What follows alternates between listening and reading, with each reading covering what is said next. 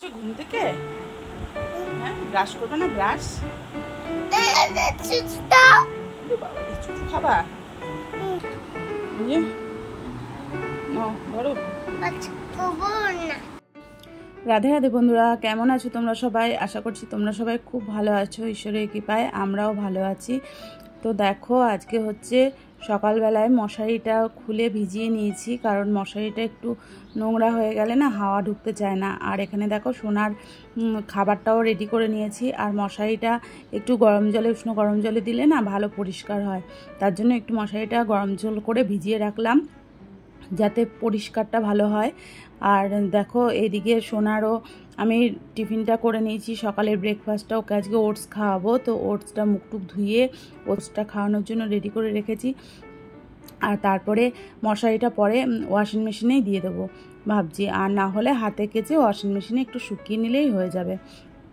আর এখন যা রোদ তোমার ওয়াশিং মেশিনে, কারণ মশারি না একটু জলটা যখন থাকে ভারী থাকে, আর যদি ওয়াশিং মেশিনে দিয়ে দিই তাহলে টুক করে শুকিয়ে যায়, অসুবিধা হয় না। আর এদিকে দেখো সোনার খাবারটাও রেডি করে রেখেছি, একটু জলের মধ্যে রেখে দিয়েছি, কারণ ওটসটা না ঠান্ডা হতে একটু বেশি দেরি লাগে, যদি রেখে দাও না ভেতরটা গরমই থাকে।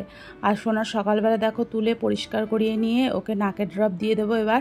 আর নাকের ড্রপটা দিলে নাকটা বন্ধ থাকলে না ও নিঃশ্বাস নিতে একটু কষ্ট হয়, কারণ ঠান্ডা লাগলে দেখবা বাচ্চাদের একটু নিঃশ্বাস নিতে প্রবলেম হতে থাকে নাকটা বন্ধ হয়ে থাকলে। তো সকাল সকাল একটু নাকের ড্রপ দিয়ে দিলে সারাদিন নাকটা খোলা থাকে। তো নাকের ড্রপ নিয়ে খেলা করছো? হ্যাঁ, একা একা দিচ্ছ? দিয়ে দিয়েছি আমি পাপা, ওইটা খালিটা একা একা নাকের ড্রপ দিয়ে আবার লাগিয়ে দিচ্ছ ঢাক না। বাবা গুড বয় হয়ে গেছে তো তুমি।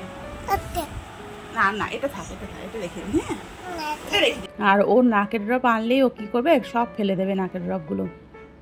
তো দেখো ওকে আমি পরিষ্কার করিয়ে নিয়েছিলাম, আর হচ্ছে এবার ওকে খাইয়ে দেব। আর তারপরে এই ঘরে এসে দেখো গাড়ি নিয়ে বসেছে ও, গাড়ির মধ্যে। আর এখন গাড়িগুলো সব খাটের মধ্যে তুলে তারপরে খেলা করবে।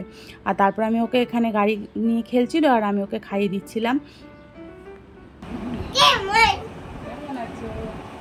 আমি দাও, তুমি ভালো আছো?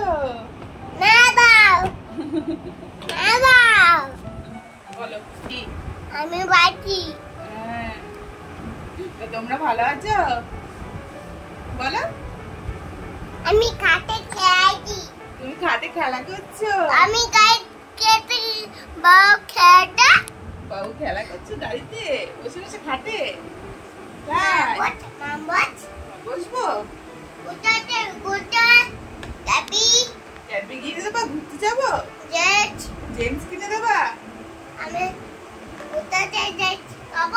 আচ্ছা, কোনাটা কি করে খুললো? ওখানে লেগেছে? আর সোনা এখন দেখো অনেক কথা বলতে শিখেছে। ও বেশ খেতে খেতে অনেকগুলো কথা বলে ফেলে, মানে সেন্টেন্স ভেঙে ভেঙে কথা বলতেও শিখেছে, যার জন্য অসুবিধা হয় না বুঝতে। আর আমি ওর কথাগুলো, ভাষাগুলো বুঝতে পারি, কারণ মা হয়ে বলে না, মাই সব বোঝে, বাচ্চার প্রথম ভাষা, ওই জন্য। আর এদিকে দেখো ওমেরও খাবারটা রেডি করছি। ওকে আজকে দুধ মুড়ি আর কলা মেখে দেবো, তো ও দুধ মুড়ি কলা দিয়ে খেয়ে নেবে। আর সোনারও ওটস খাইয়ে দিয়েছি। তো দেখতে থাকো ব্লগটা, আশা করি তোমাদের খুবই ভালো লাগবে ব্লগটা দেখতে। আর এরকম ভিডিও আমি দেব, কারণ দেওয়া হয় না ঠিকই, আমারই প্রবলেম। আর আমরা গ্রোথ করি না কিসের জন্য জানো তো? নিজেদের অলসতার জন্য। কারণ আমরা না মানে ভাবি যে ভিডিও দেবো, কেউ দেখবে না, কিন্তু ভিডিও দিতেই তবেই তো লোকের কাছে পৌঁছাবে, তবেই তো আমাদের ভিডিওগুলো লোকে মানে দেখবে, সবাই তোমরা দেখবে। তো আমরা না ভুলেই যাই যে একটা ভিডিও দিয়েই বসে থাকি, যে আর হয়তো আমাদের ভিডিও কোনোদিনও মানে পপুলার হবে না, কোনোদিনও ভাইরাল হবে না, ওই কারণেই আমরা বসে থাকি। আমাদের নিজেদেরই দোষ এটা, আর কাউকেই কিছু বলার নেই। আর এদিকে দেখো সোনার আঙুর ফলগুলো ধুয়ে নিচ্ছি এবার। ওকে সকালবেলায় এবার আঙুর ফলগুলো খাইয়ে দেব, কারণ সকালে একটু ফলের রস খাইয়ে দিলে না তারপরে আবার সারাটা দিন ভালো থাকবে, ওই জন্য। এটা ঠিক আমি ওকে 10টার দিকে খাওয়াই, তো দেখো ওকে পরপর কি কি খাওয়াই সেগুলো তোমাদের সাথে অবশ্যই শেয়ার করব। আর আমি ওকে বাইরের প্রোডাক্ট কিছুই খাওয়াই না, ওকে সবই ঘরের জিনিসই তৈরি করে করে খাওয়াই। ছোটোবেলা থেকে ও কোনোদিনও বাইরের খাবার খায়নি। প্রথম একদিন আমি প্রথমে ওকে একটা ডাক্তার চেঞ্জ করেছিলাম, 3টে ডাক্তার পরপর চেঞ্জ করেছিলাম।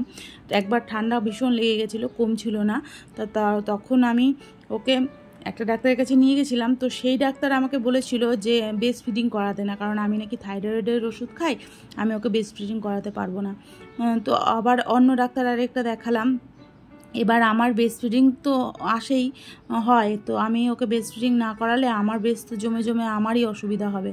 হ্যাঁ, তার জন্য আমি আবার আরেকটা ডাক্তারের কাছে গেছিলাম। তো আর ও ব্রেস্ট ফিডিং ছাড়া ছোটোবেলা থেকে খায়, তো ও একদমই থাকতে পারে না। তো আমি যখন আরেকটা ডাক্তারের সঙ্গে পরামর্শ নিই, তো তখন সেই ডাক্তারটা বলে না না আপনি ব্রেস্ট ফিডিং করাতে পারবেন, তো থাইরয়েডের ওষুধ খান তো আপনি খান, তো এতে তো কোনো অসুবিধার হওয়ার কথা না। কারণ এরকম অনেক সমস্যা আমার মধ্যে দেখা দিয়েছিল। আমি তখন না কোনো রকম, আমি যখন ও আমার পেটে ছিল, আমি অন্য একটা ভিডিওতে তোমাদের সঙ্গে শেয়ার করব যে আমার কি কি প্রবলেম ছিল, আর কীভাবে আমি রিকভারি করেছি, আর কীভাবে আমি নীলসোনাকে মানে আবার কনসিভ করেছি। তো সেগুলো তোমাদের সাথে আবার অন্য ভিডিওতে শেয়ার করব।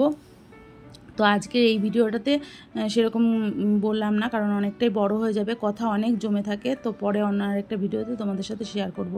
আর তারপরে দেখো সোনাকে তো আঙুর ফল দিয়েছি, ওমকেও দিয়েছি, দিয়ে ওদের খাইয়ে দাই। আর ওইদিকে অনেকটাই আমি এগিয়ে চলে এসেছি ভিডিওর। তো এবার আমি বিছানাটা পরিষ্কার করে নেব ভালো করে, কারণ সোনা তো ঘুম থেকে ওঠার পরে বিছানাটা এলোমেলো করে দেয় একদম। বিছানাটা পরিষ্কার করে নিচ্ছি, আর ওইদিকে রান্নাটাও বসাতে হবে। তো বিছানা ভালো করে পরিষ্কার করা থাকলে ঘরটাও পরিষ্কার থাকে। ওই জন্য প্রথমে সকালবেলায় বিছানাটাই পরিষ্কার করি। আর এক গাদা জামা কাপড় সব রোদে দিয়েছিলাম, সেগুলো সব শুকিয়ে গেছে, ওগুলোকে তুলে নিয়ে এসেছি। এগুলোকে এবার ভাঁজ করে যদি না রাখি না, তাহলে এখান থেকে ওখানে, ওখান থেকে ওখানে হবে। কারণ সকালে দেখবা বিছানা পরিষ্কার থাকলে, ঘরদোর পরিষ্কার থাকলে মনটাও ভালো লাগে, আর মানে কাজগুলোও তাড়াতাড়ি মনে হয় যেন এগিয়ে যায়। আর যদি ঘরদোর অপরিষ্কার থাকে না, তাহলে তুমি যতই কাজ করো না কেন, কখনোই ঘরদোর অপরিষ্কার রেখে তুমি কাজ এগোতেই পারবে না। তখন মনে হবে যেন সব কাজই আমার কিছুই হয়নি। হ্যাঁ, এদিকে তুমি সারাদিনই খেটে যাবে, কিন্তু কোনো কাজই মানে করে ওঠা যাবে না। ওই জন্য সকালবেলার দিকে যতটা সম্ভব মানে জামা কাপড় গুছিয়ে রাখলে ঘরগুলো পরিষ্কার থাকে। আর জামা কাপড় যদি ছড়িয়ে রাখে, তাহলে ঘরগুলো অপরিষ্কার থাকে। আর তারপর তো সোনা খাটের মধ্যে মানে এক্ষুনি আমি গুছিয়ে রাখবো, ও আবার খেলনা মেলনা দিয়ে সব দিয়ে উঠিয়ে খাটটাকে মানে ভরিয়ে রেখে দেবে। কারণ ঘর আমাদের ছোটো, ঘর থেকে বেরিয়ে যে বাইরে খেলবে সেরকমও না। তো বাইরে দেখো একটুখানি বেরিয়েছি। চালাচ্ছিস আপনার গাড়ি চালাচ্ছিস, টাকা আমার দিকে। চলো চলো ঘরে চলো, স্নান করতে হবে তো। হ্যাঁ,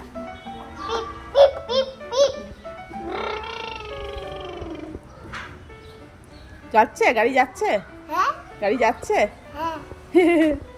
হ্যাঁ, নামো তাতেই, নাম ওখান থেকে। কুকুর এসে দাঁড়িয়ে আছে গেটের কাছে, দেখেছিস?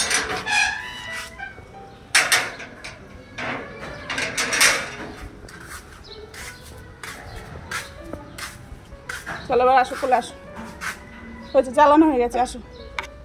ঘেমে গেছে, দেখো মাথা ঘেমে গেছে। চলো ফ্যানে হাওয়া খাবা, চলো। হ্যাঁ, লাইট,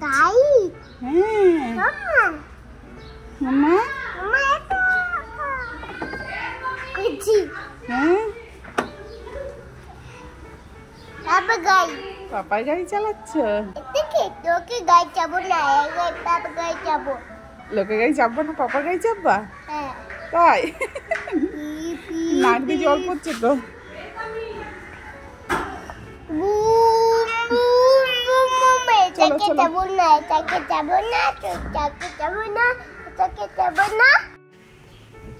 আমার কাজলগুলোকে কিভাবে নষ্ট করলো। কাজলের তুলির মধ্যেও লাগিয়েছে, কাজলে লাগিয়েছে, ওইখানে এই যে টিপ পড়েছে কপালে, কেমন টিপ পড়েছে। আবার দেখছি নিজেকে আয়না দিয়ে, কেমন লাগছে দেখতে। ছি, আবার হাতে লেগে যাচ্ছে, হাত মুছে দিলাম এই মাত্র। হ্যাঁ, কাজল পরাতে গেছি, তখন আমি কাজলের এদিকে পাউডারটা নিতে গেছি, ও দেখছি কাজলটা নিয়ে আবার নিজে নিজে পরে নিয়েছে পুরোটা। দেখো কি করেছে, একদম হাত টাত দিয়ে কাজল পরে মানে হাতে লাগিয়েছে, বিছানার চাদরে লাগিয়েছে, সব জায়গায় লাগিয়ে রেখে দিয়েছে কাজলটাকে। এইরকমই করে দুষ্টুমি, ভীষণ দুষ্টু জানো না। তারপরে এবার কাজলগুলো আমি মুছিয়ে দিয়ে ভালো করে পরিষ্কার করে নেব ওকে, কারণ কাজলগুলো দেখো পুরো কপাল ভর্তি করে কাজল পড়েছে। এরপর দেখো টিস্যু দিয়ে ভালো করে মুছে নিচ্ছি কাজলটা। এবার ওকে খাইয়ে দিয়ে ঘুম পাড়িয়ে দেবো। আজকে রান্না করেছি হচ্ছে সোয়াবিনের তরকারি আর ডাল, আর ওর জন্য করেছি ডিম সিদ্ধ। এ দেখো সোয়াবিনের তরকারি করেছি, আর এই সোয়াবিনের তরকারি আর ডাল করেছি দেখে তোমাদের সাথে আর রান্নাটা শেয়ার করলাম না।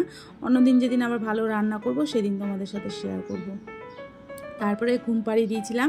এবার ঘুম থেকে উঠেছে পরে ওর মিমি এসেছে, কারণ ওর মিমির কাছে আমি আইব্রু করি, তো আমার আইব্রু করার জন্য মিমি এসেছিলো আমাদের বাড়িতে। তো মিমির কাছে আবার খেয়ে নিচ্ছে, সন্ধ্যাবেলার টিফিন করে রেখেছিলাম, তো মিমি বলছে দে আমি খাইয়ে দিই। তো ওই খাইয়ে দেয়, সন্ধ্যাবেলা করে যদি ও আসে না ওর কাছেই ও খেয়ে নেয়, আর আমাকে খাওয়াতে হয় না তখন। তো দেখো, আর যদি ভিডিওটা ভালো লেগে থাকে তবে অবশ্যই একটা লাইক করো, কমেন্ট করো, শেয়ার করো, আর কিছু জানার থাকলে অবশ্যই কমেন্ট করো, আমি রিপ্লাই দেবো তোমাদের। তো আজকের মতন ভিডিওটা এইটুকুই, তাই দিয়ে দেখা হবে অন্য একটা ভিডিও।